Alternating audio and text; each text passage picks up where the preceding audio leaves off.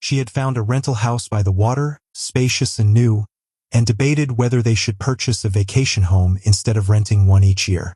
She spoke enthusiastically about decorating, listing all the items they would need, from flashlights to beach gear. The man shifted in his seat, clearly uneasy. The timing felt off, planning a vacation while their family was caught in an uncomfortable situation. But was it really a scandal? Their host, however, showed no signs of concern, continuing to flip through the pages, describing each house's amenities. Then, as if realizing the weight on his shoulders, she reassured him he wasn't obligated to stay for the entire trip, suggesting he come for at least a week. The music next door grew louder, but he kept his focus on the magazine, refusing to acknowledge it.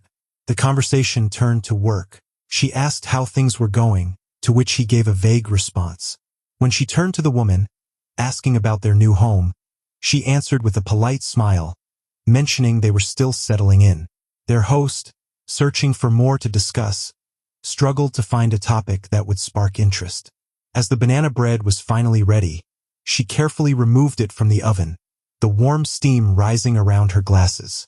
She cut a slice for the man, who absent-mindedly took a bite. The woman hesitated, watching him, before softly saying his name.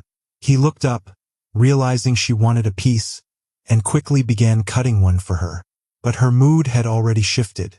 Waving him off, she stood abruptly, claiming she needed to use the bathroom. Walking away, she felt a mix of emotions. It wasn't about the bread.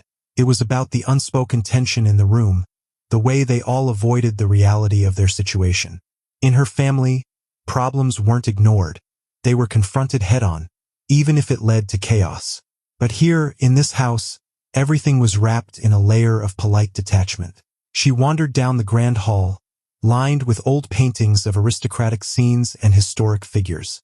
The first time she had visited, she was dazzled by the home's grandeur, every detail living up to the image she had built in her mind.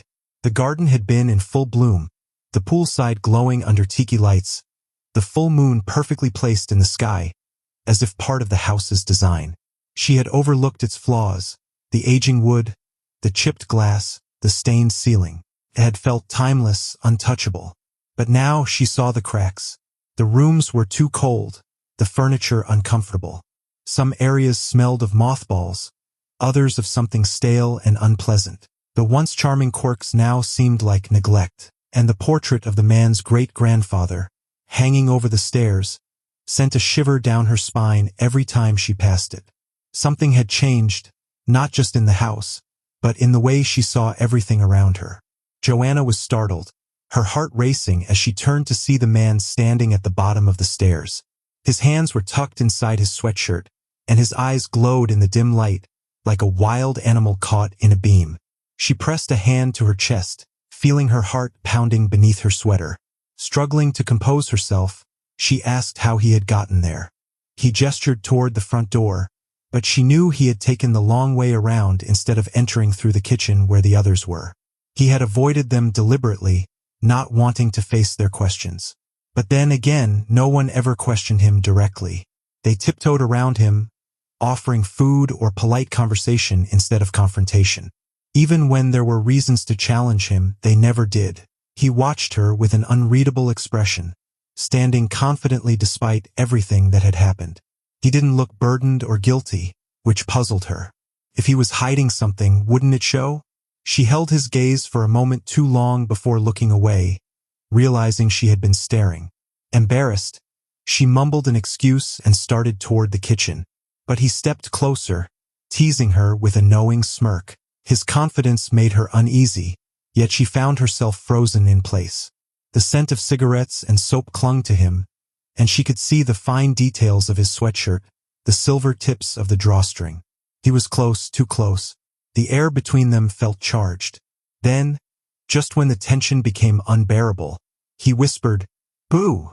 Joanna jolted, forcing a nervous laugh, trying to play it off as a joke.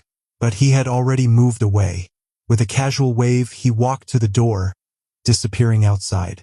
The sound of a car starting echoed through the night. She remained in the hallway, feeling her skin flushed and warm. She rubbed her arms, as if trying to shake off the strange sensation he had left behind. When she finally returned to the kitchen, she expected the others to notice something was different about her. But they were too absorbed in their hushed conversation to pay attention. She caught fragments of their discussion, something about a call, a lawyer, and a fight at a graduation party. They spoke in whispers, their voices heavy with concern. She stood quietly, listening as they debated whether there was a connection between past events and what had recently happened. The tension in their voices was unmistakable. Unable to take it any longer, Joanna made her presence known by flushing the toilet and turning on the sink taps loudly. She stared at herself in the mirror, her face pale, her expression uneasy. What had happened at that graduation party? Why had no one told her about it? Forcing herself to act normal, she returned to the kitchen, pretending to be oblivious. The others had already composed themselves, greeting her with warm smiles as if nothing had happened. She joined them, flipping through a catalog, feigning interest in the mundane items on its pages. But beneath her calm exterior, her mind raced. They were keeping something from her, something important, and she was determined to find out what it was. It had been 3 years since he had taken the job, though it was never something he truly wanted. Fresh out of journalism school, he had been pushed into an interview his father arranged. The opportunity had come through a family connection, and though he initially resisted, he quickly realized he had no choice. His father had been firm, real journalism jobs were rare, and this was his best chance at a stable career. So he accepted.